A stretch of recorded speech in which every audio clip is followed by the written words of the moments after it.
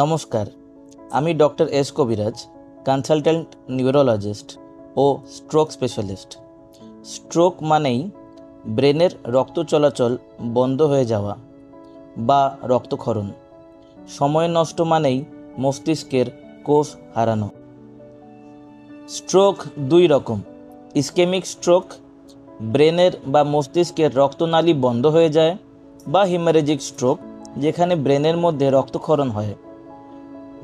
দুটো স্ট্রোকের মধ্যেই কিন্তু মেন চিকিৎসা হলো দ্রুত হসপিটাল বা হাসপাতালে পৌঁছানো, যেখানে ব্রেনকে আমরা বাঁচাতে পারবো। প্রথমেই সিটি স্ক্যান বা এমআরআই করে ধরন বোঝা যায়। ইসকেমিক হলে 4.5 ঘন্টার মধ্যে থ্রম্বোলাইসিস একটা ওষুধ দিয়ে করা যায় বা ক্লটটা ওপেন আপ করে দেওয়া যায়।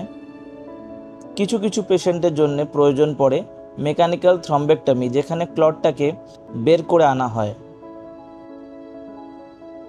স্ট্রোক ইউনিটে রক্তচাপ, সুগার বা মস্তিষ্কের ফুলে যাওয়া বা ব্রেন সোয়েলিং কন্ট্রোল করা হয়, নিয়ন্ত্রণ করা হয়। এরপরে শুরু হয় রিহ্যাবিলিটেশন, যেখানে ফিজিওথেরাপি, স্পিচ থেরাপি বা অকুপেশনাল থেরাপি করানো হয়।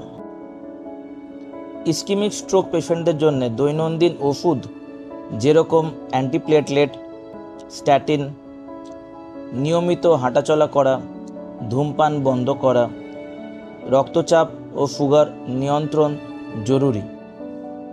Today 29th October 2025 is World Stroke Day. আজ বিশ্ব স্ট্রোক দিবস। Stroke is preventable. Recovery is possible. We should act fast and save lives.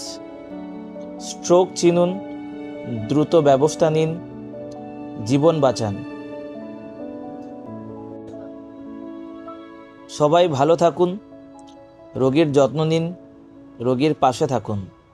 নমস্কার।